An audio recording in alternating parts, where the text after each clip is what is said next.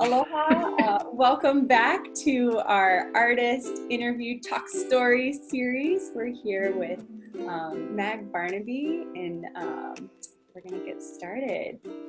Welcome, hello, and mahalo for being with us today. Well, welcome to my studio. Yay, it's so great to be there.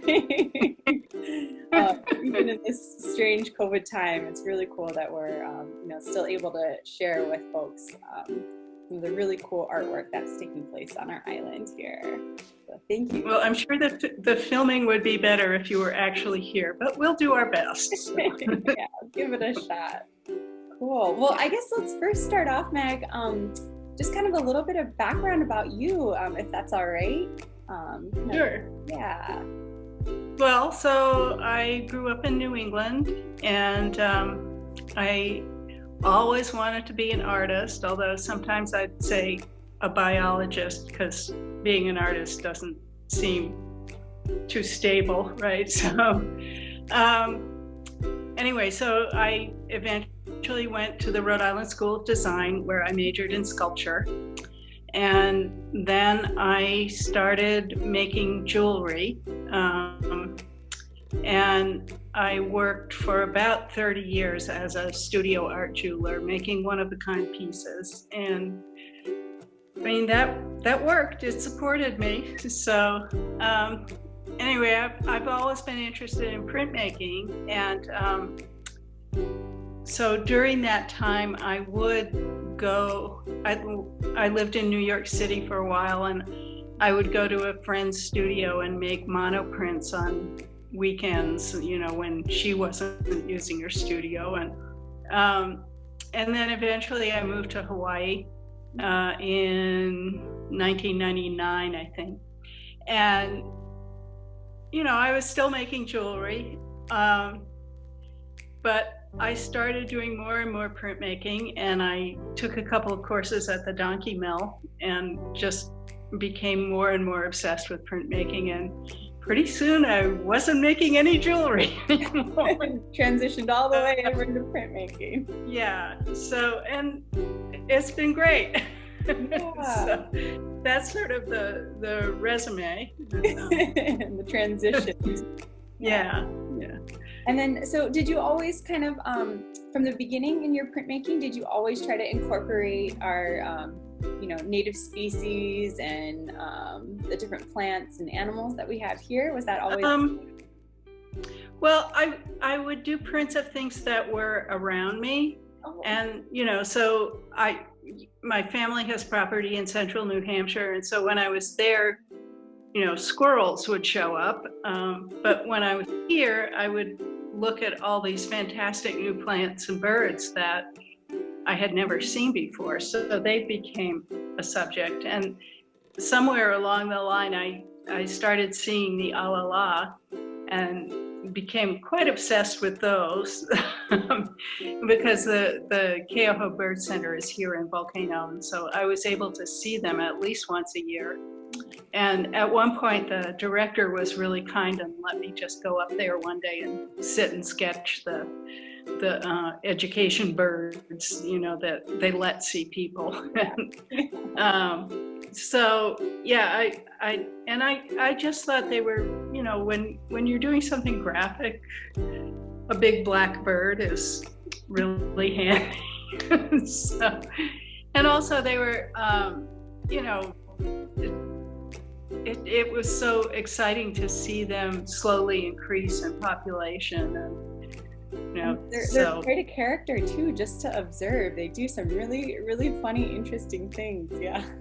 Well, I think one of the first times I was watching them, I saw one of them use a twig to try to get something outside of its cage, and I thought, well, I never thought a bird would use a tool, but there it is. I just saw it, And, so, and since then, there's been a lot of research about how smart various corvids are, and tool using. And so it's really exciting. It's very exciting to see that they're out in the wild again. Yeah, very, very exciting. So that was the other thing that kind of excited me about them, was that people were working so hard to help them survive. Yeah. So is that really usually how you begin your print process? Is starting with a sketch and then you eventually transfer that over into? Well, I guess the real beginning is just walking around outside and looking at things. Yeah. So, and that's where I combined with just life experience, seeing images outside gives me an idea. And then I do a pencil drawing,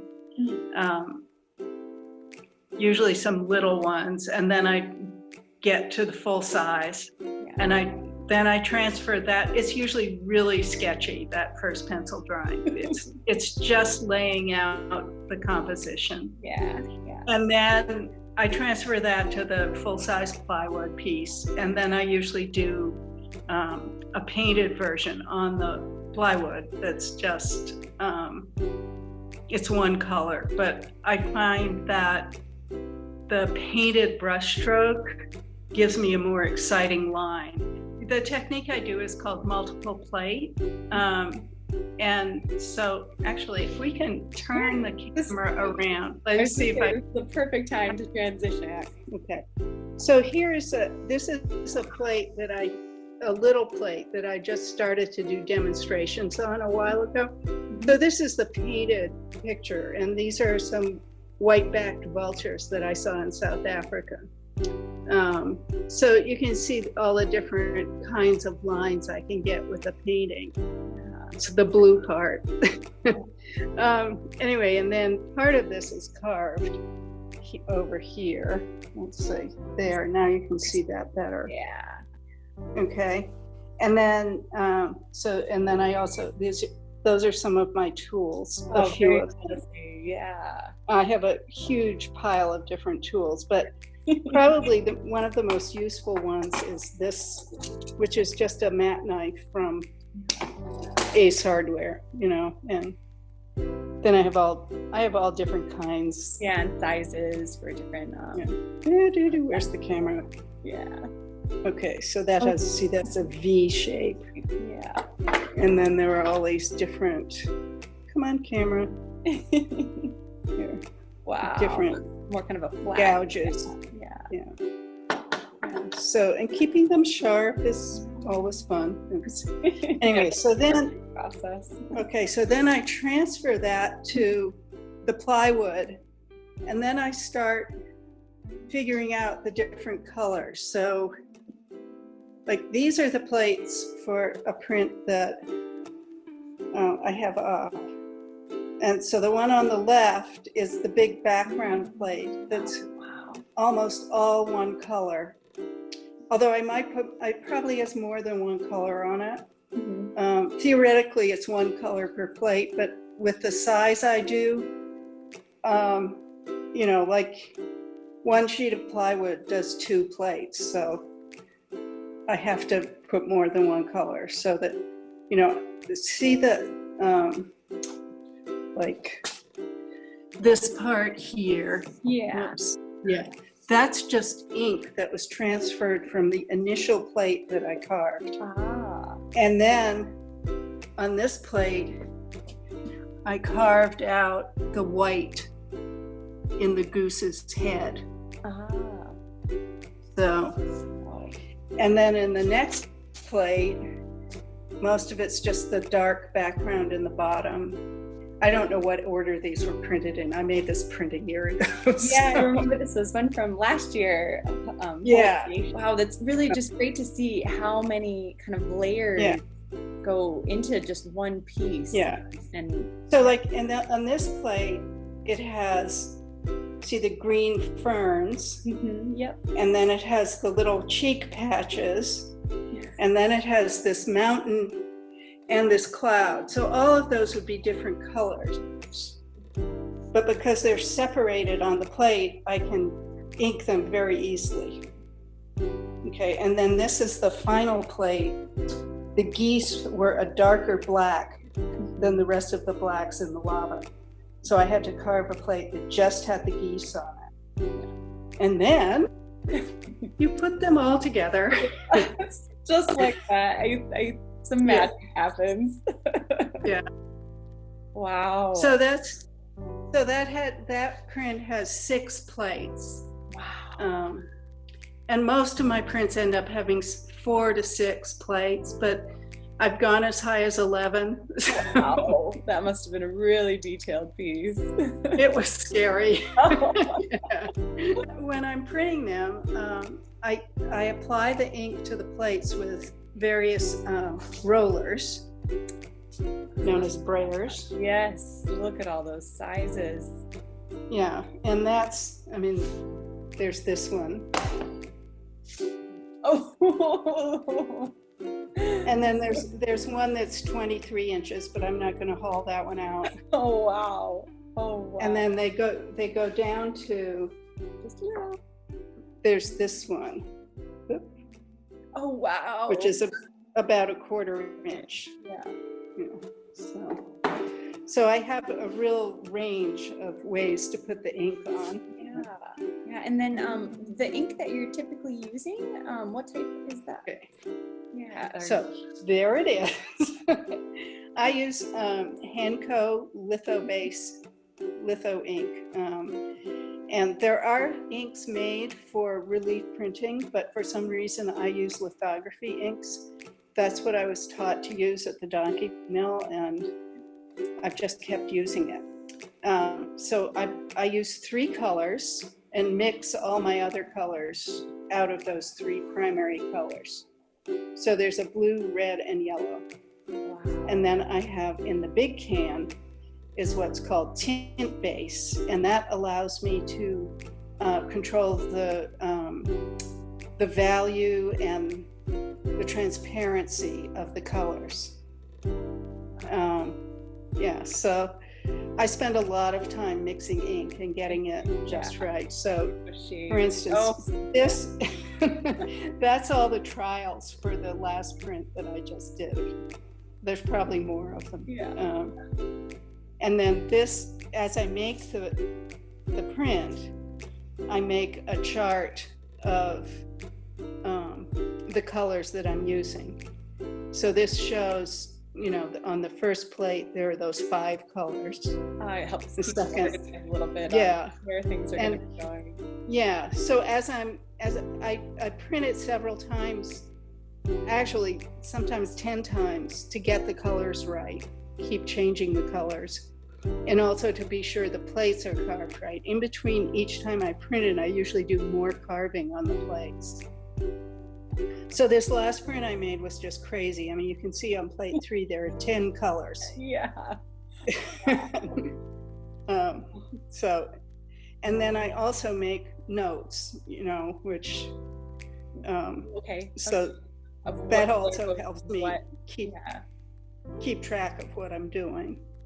Yeah. So, and then when I print it, when I finally do print it, I have a press, which I printed on. This is an etching press, and the bed is 40 inches by 70 inches. So, you know, I haven't even gotten to how big I can. You're maxing that there. I'm saving a little plywood. Anyway, so this is just, you just crank, and you know, through. Yeah. So what the printing process is, you put the plate down on the press bed and then put the paper and then a couple of other layers of stuff and then crank it through. And it's a lot of pressure, but it's not the kind of pressure that's used in lithography or etching. No. Anyway, but that's so this is basically, my studio is set up in a sort of a U shape.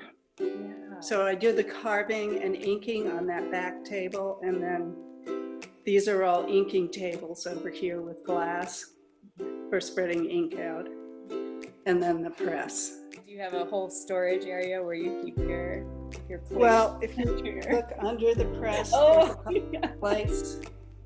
There's plates over here. Collection of them around. in this room is where I do drawing and framing. So there I am, Wow. ready to draw something. But plates, everywhere there are plates. Here's some of the smaller ones. smaller ones. They're everywhere. So, and that, I mean, this is like my drawing area. So like this is the piece I'm working. I'm going to work on a piece that has European bee eaters, and then either a northern black corehan or a curry bustard. So I have the pictures that I've taken, and here are some of the really rough pencil sketches working on the composition. Yeah. So, and this is the print I just finished. Wow.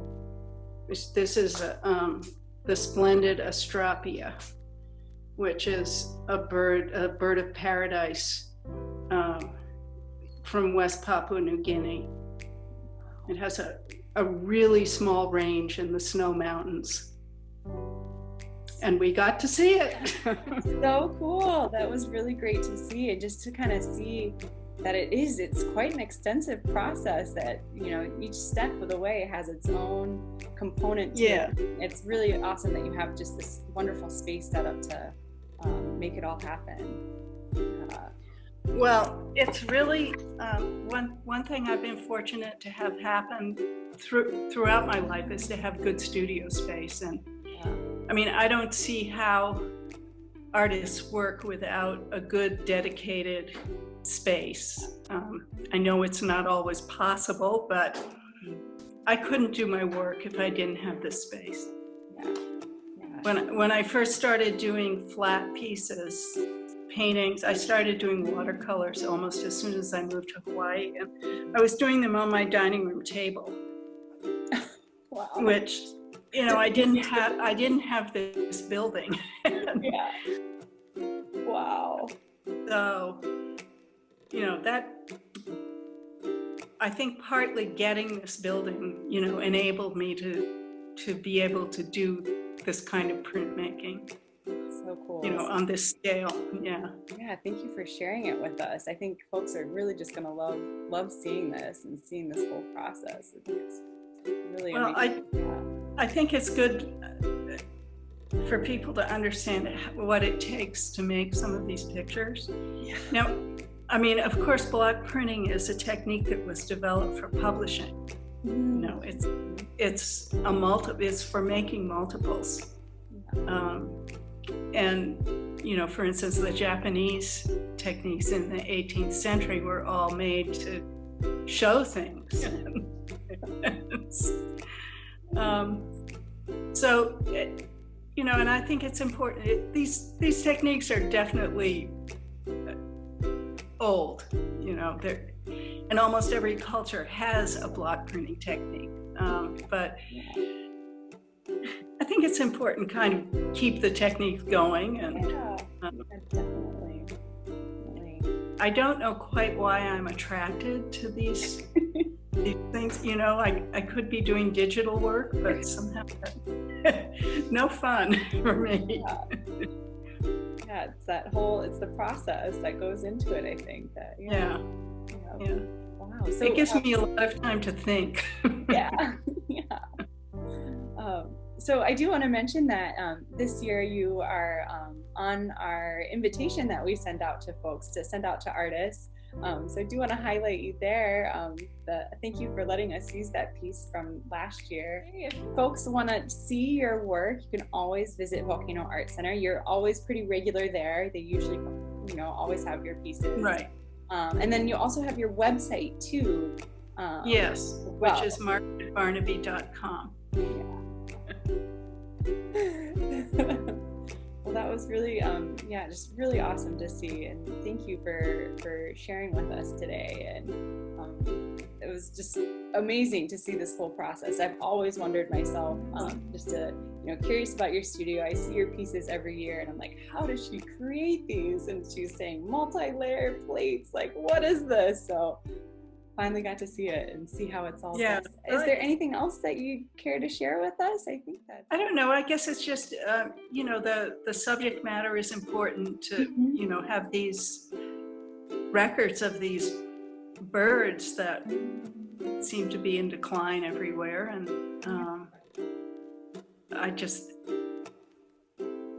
also the native life of Hawaii. It's really important to have these images.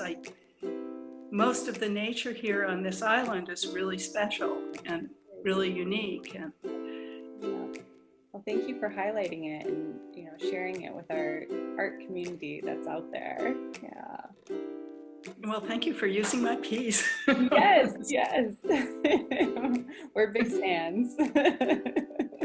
Thanks.